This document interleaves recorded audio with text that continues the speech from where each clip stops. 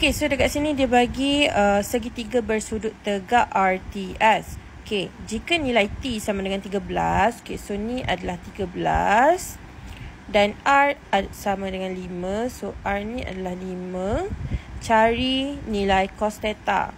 So kita tahu cos theta sama dengan sebelah over hypotenuse.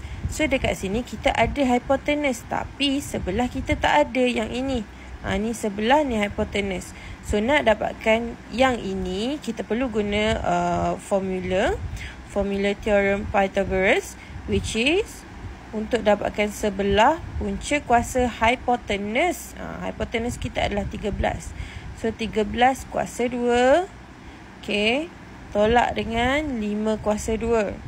Okay, so tekan je calculator. So just tekan calculator.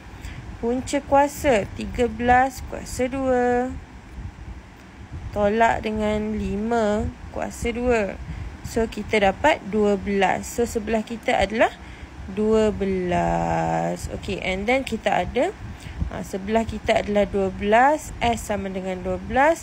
Hypotenuse kita adalah 13. Tentang adalah 5.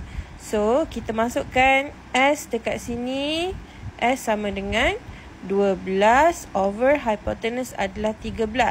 Okay, so inilah jawapan kita. So jawapan dia adalah C, 12/13.